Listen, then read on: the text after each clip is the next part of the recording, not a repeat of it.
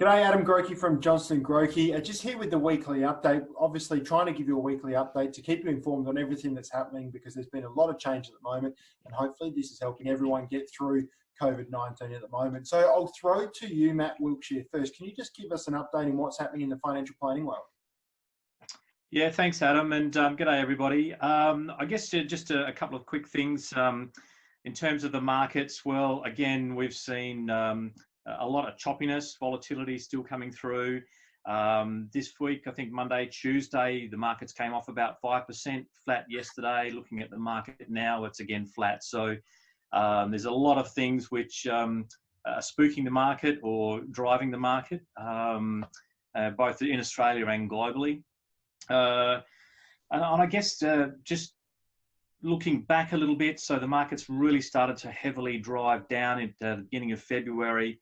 It hit a bottom around about the 23rd of March. And since then, we've seen some strength, some pretty good strength. And the market's actually come back possibly 50% in that trading range, which is a good thing.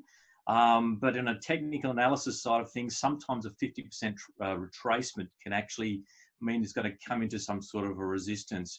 But just reflecting, Adam, on why potentially we've seen that strong rebound is the fact that governments, again, globally, and central banks have just been throwing money at their people, at their economy, to try and keep things moving along.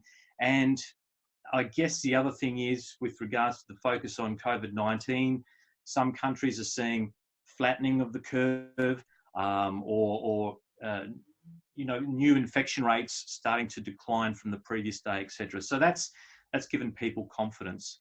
My feeling in the near term, though, I wouldn't be surprised if we start to see markets retrace a bit, because I think the focus, which has been on the stimulus and the virus, might actually then start to move towards the economy. Because at the moment, for example, in the United States, we're seeing companies report on their first quarter earnings, and there's been some absolute shockers, as you can imagine. We've seen the likes of airlines, cruise ship companies, oil companies just being smashed. So, yeah, I think that story is going to continue to unfold as we keep going through the reporting season. And I also think that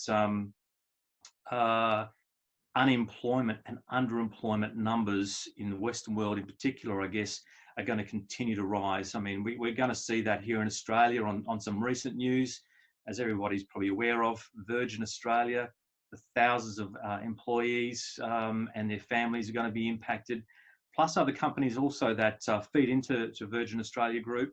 Who knows how this is going to play. But so there's some bad signs. And in fact, just thinking about oil companies as well, unprecedented.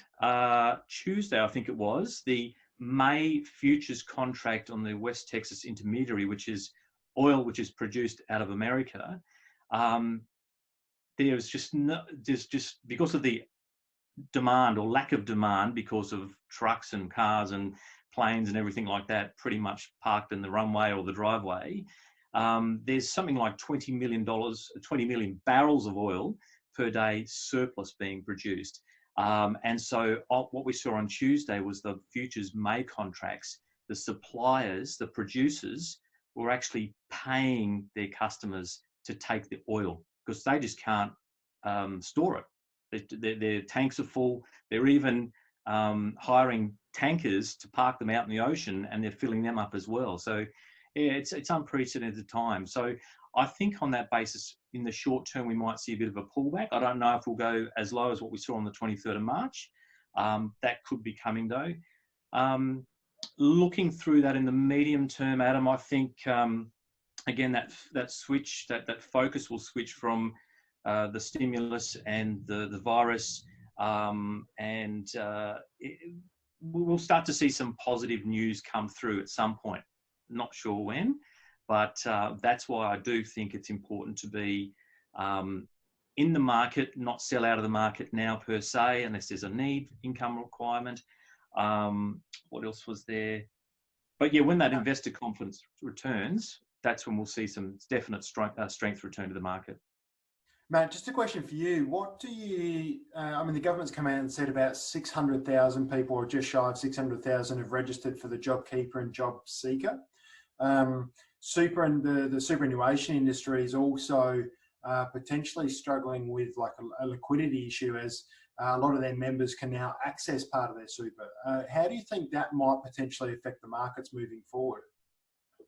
Oh, I think particularly a lot of funds, or industry funds in particular, where a lot of clients with smaller account balances and what have you, these funds have actually got to shore up or liquidate some of the investments. So that's going to put further downward pressure on the investments within their portfolio, because they're selling down to get liquidity to then pay out these superannuation benefits. And what I understand at the moment, there's something like 500,000 Australians have, 500,000, Australians have already applied for superannuation benefits. And I think the average amount at the moment is about $8,000, Adam.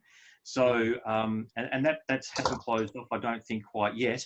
And then come 1 July up until mid-September, there's the other opportunity to access up to another $10,000. So, I think that sort of has downward pressure on markets, because these funds have to liquidate to provide the cash going forward. And in fact, just on that, as Anthony and John have previously said in the weekly update as well, in terms of the availability or potential access to your superannuation, just be mindful and be careful, and please call your advisor as well. If you're considering doing that and you have got a smallish account balance, there's the potential that you might lose your insurance. Okay, so the fund administrators have got specific guidelines that account balances under a certain level, I think it's $6,000, then effectively they need to turn the insurance off, and that's government legislated. Yeah, very, very interesting times, and that's one. I guess that's a consequence that people wouldn't be aware of, so they could be very careful with making sure they've got enough in there to get that insurance in place. Andy, we'll throw to you now, mate. What are you seeing in the tax accounting and SME space at the moment? Thanks, Adam. Look, the most important thing that's happening this week is the business booster cash flow starting to flow now from the ATO. So, client yesterday announced they've lodged their BAS. The cash flow is coming through as a refund for their PAYG, so which is great for businesses that are going to have a liquidity issue. So it's all about cash flow in this very short term. We're helping people with the JobKeeper applications. There's also been the applications now for the SA government grant if you're in South Australia. Other states have their grants as well. Victoria's issued one. So we're starting to get some momentum in lodgements and output, but there's still people struggling a little bit with the process. But we're working through them one by one. But obviously there's a little bit of a bottleneck, so people just be patient with us as we work through. But it's all about cash flow in the short term, just to get through rent relief. So business now, if you're a tenant, asking for rent relief. If you're a landlord, working with your tenant to understand what that period of where you might not be getting any rent through for a period. So all we're focusing on at the moment is cash flow for this next, I guess, this next month at least. Most people aren't thinking strategically, even though, as I've said in previous episodes, always think strategically as well, but it's hard to in the short term. So just for the moment, just focus on cash flow and we'll get through this next month. Yeah, absolutely. And is that your advice to a lot of clients? Look, just take this month by month and see what unfolds, because there's a lot of uncertainty about what's going to happen, and particularly how long COVID-19 lockdowns or restrictions are going to remain in place? Yep, absolutely. There's announcements as people see day by day, and all the indicators you get tend to be lag indicators. So it's very hard for people to make judgments calls about what's going to happen in the future, because there's not much future indicators. People know that certain sectors are suffering, like retail is suffering, obviously, hospitality. Other areas in certain retail, like I was reading, musical instruments, for example, is skyrocketing because people are doing stuff at home. So there's been certain sectors which are actually responding quite well to the COVID situation. They better make hay while the sun shines, because obviously things will turn at some point. We're just not quite sure when. As we go through winter, and I suspect this will play out a little bit longer than we think, the businesses who are doing well need to get their act together and keep the cash flow coming in. Because at some point in time, as Matt suggested, things will turn around and we'll be back in a different type of economy, but just not quite sure yet. So it's week by week or fortnight by fortnight proposition. Fantastic. Thanks, Andy.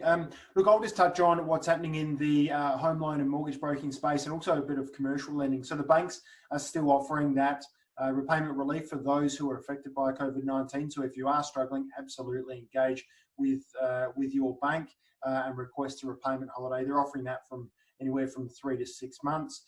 So do take advantage of that. The regulators come out and said also that if people do take advantage of that, that won't negatively impact them moving forward with any purchases or future credit needs after COVID-19, which is fantastic as well.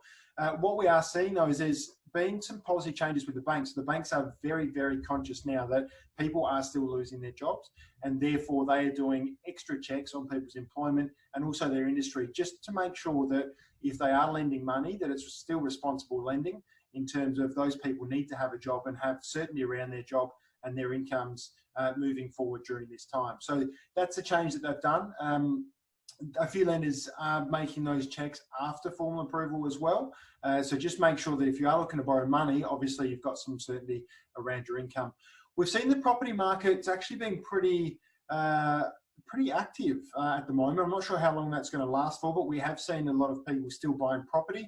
They tend to be the people that don't have houses to sell and people that have missed out historically. So we've done 4 or 5 purchases this week, new applications. So some people are seeing that as an opportunity to buy property at potentially a discounted price. Now, I don't think it's going to be a heavily discounted price because the government and the banks are coming to the rescue now. So it's not going to be like the GFC when prices fall sharply.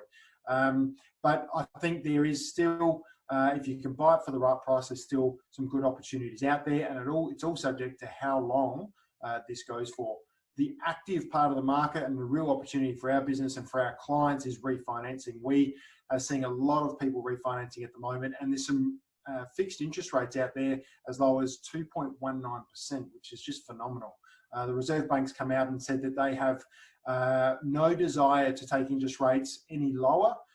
Therefore, the cost of funding for the banks is probably likely to increase given the risk profiles of the countries and also the lenders at the moment. So I don't actually expect interest rates to go any further. So fixing in for something in the low 2s is phenomenal and much cheaper than the variable rate, with the variable rate sits at around 2.79. 2.8% is probably leading one in the market at the moment. So great opportunity if you've got a job, you've got security in your income, refinance, capitalise on the low interest rates. That's a good way to offset thousands of dollars of expenses each year. Thank you very much for watching. We'll be back next week with more of an update. If you've got any questions, feel free to give us a call. We're here to help you through this time, and have a great day. Thank you.